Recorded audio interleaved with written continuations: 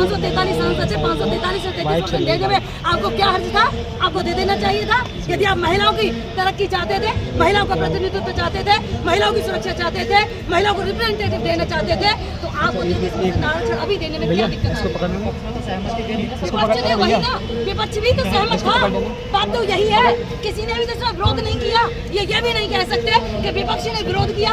विपक्ष साथ खड़ा था, विपक्ष जा रहा था, आपके कंधे से कंधा इस महिला आरक्षण बिल पर खड़ा था, लेकिन फिर भी आपने उसे झुंझुना ही रहने दिया। जैसे 15 लाख का झुंझुना था, जैसे 2 करोड़ नौकरियों का झुंझुना था, जैसे किसानों की आय दोगुनी करने का झुंझुना था, जैसे यहाँ पर इस देश को विश्व गुरु बनाने का झुंझुना था।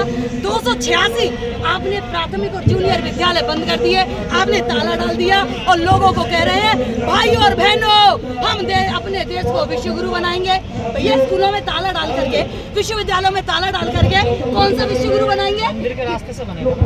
कैसे बनेगा? मंदिर के रास्ते से? मंदिर के बाहर अधिकारी नहीं मिलते हैं, मंदिर के बाहर भिखारी मिलते हैं, वहाँ पर विश्व गुरु नहीं बनेगा। आप हंगर इंडेक्स देख लीजिए।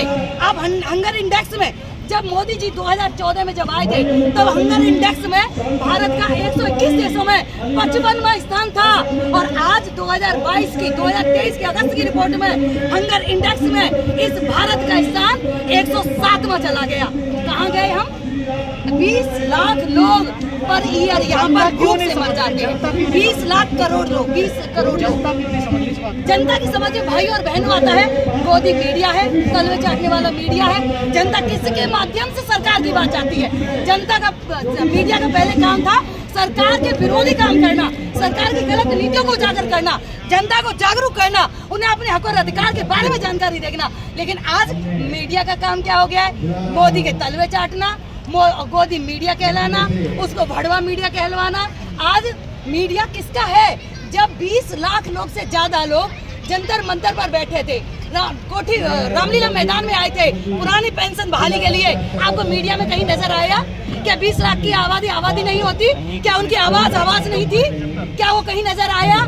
जब वो वहाँ पर बैठे थे रामलीला मैदान में, तब गोदी मीडिया, जो मीडिया था, वो जाकर के शासन सत्ता की गोद में बैठा था, उसके तलवे चाट रहा था। इसीलिए लोगों को समझ में नहीं आता कि देश में चल क्या रहा है। गोदी मीडिया छापता है तो वही छापता है बहनों और भाइयों, हम विश्व गुरु बनने जा रहे हैं। अरे कहाँ विश्व गुरु बना दोगे? स्कूल और कॉलेज बंद करके, बहन बेटियों की इज्जत और आबरू लूट करके। जहाँ 2014 में जो आंकड़े थे वो 40,000 के समथिंग थे, बहन और बेटियों के अपराध के, महिलाओं के खिलाफ अपराध के आंकड़े, और 2022 में वही आंकड़े 6,000 से ऊपर के हैं। आप देखिए बेरोजगारी की दर 2014 में 4% के आसपास थी, और 2022 में वही बेरोजगारी की दर आगे 8% से ज्यादा बढ़ गई। हम कहाँ जा रहे हैं? हमें आसमान से फर्श में ला करके हमें जमीन में धंसाया जा रहा है, और ऊपर हाथ कर करके कहा जा रहा है बहनों और भाइयों विकास हो रहा है। बहनों और भाइयों, आपको क्या मिल रहा है? राशन मिल रहा है। अरे राशन क्या है? राशन के बाद भी भूखमरी बढ़ गई। अरे आपसे अच्छा तो नेपाल है, आपसे आगे है, आपसे आगे बांग्लादेश है, आपसे आगे श्रीलंका है, और जिसे आप दिन रात पानी पी कर कोसते हो पाकिस्तान, वो भी आपसे आगे है। हंगर इंडेक्स उठाकर देख लीजिए। इन सब मुद्दों के लिए आंदोलन किए बसपा अपनी बात कह रही है, लेकिन आज कहने वाला, सुनने वाला कौन है? आज मीडिया अपनी बात कह नहीं रहा। आप देख लीजिएगा, यहाँ की एक भी फोटो अगर मीडिया छाप दे किसी भी नेशनल टीवी पर या किसी नेशनल राष्ट्रीय पेपर में, आपको कहीं न्यूज नजर आए जो बहुजन समाज पार्टी कर रही है, उसको कोई भी मीडिया दिखा नहीं रहा। बुलाता भी नहीं है ना। देखिए ये मैं नहीं कह सकती, क्योंकि मैंने बहन जी की मीडिया देखा है। मैं कैसे कह दूं कि बहन जी ने कोई ऐसा लेटर है जिससे बहन जी ने कहा हो कि हम मीडिया को नहीं बुलाते? सारी पार्टियां सोशल मीडिया पर हैं, आप क्यों नहीं है? सारी पार्टियां सोशल मीडिया पर हैं। मैं तो हूँ। आपकी पार्टी कहाँ एक्टिव नजर आती है? क्यों नहीं नजर आती है? कहाँ नजर नहीं आती है आपको? आज बहन जी किसका सहारा लेकर के कर रही है? आप बहन जी अपना ट्वीट करती हैं, आज लोग उनके ट्वीट का ही इंतजार करते हैं। बहन जी कौन सा अखबार उनके वो करता है बताइए?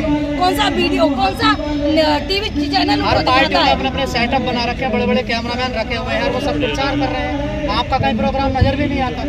तो ये उनका पेड मीडिया है जो कर रखा है। पेड मीडिया आपके पास बहन जी के पास जाइए। बहन जी तो एएनआई को पेड करती हैं। अब जिसको करती हैं आप बहन जी से पूछिए, जो काम बहन जी करती है उनके सवाल आप। चलिए, ये सवाल है जो अभी 2024 में चुनाव होने वाले हैं, बसपा पे आरोप लग रहा है कि ये गठबंधन में ना जाकर बीजेपी को फायदा पहुंचाना चाहिए। देखिए, मैं मैं इस बात से आपकी से सहमत नहीं हूँ कि बहन जी गठबंधन में न जा करके, क्योंकि बहन जी तो अपने ही दम पर चुनाव ज्यादातर लड़ती हैं। क्या पहले भी यही बातें होती थी? आज वो अपनी तरफ से बातें करते हैं, उनका मीडिया है, वो वैसी बातें करते हैं जिससे बहुजन समाज को धोखे में रखा जा सके, अंधेरे में रखा जा सके, बलगराया जा सके। वो बहुजन समाज के विपरीत ऐसी अफवाह फैलाने का काम करते हैं। पहले भी उन्होंने लोकसभा से विधानसभा चुनाव से पहले भी उन्होंने बहुत सारे ऐसी अफवाहें फैलाई थी कि बहन जी तो राष्ट्रपति बनना चाहती है। क्या बहन जी राष्ट्रपति बनी?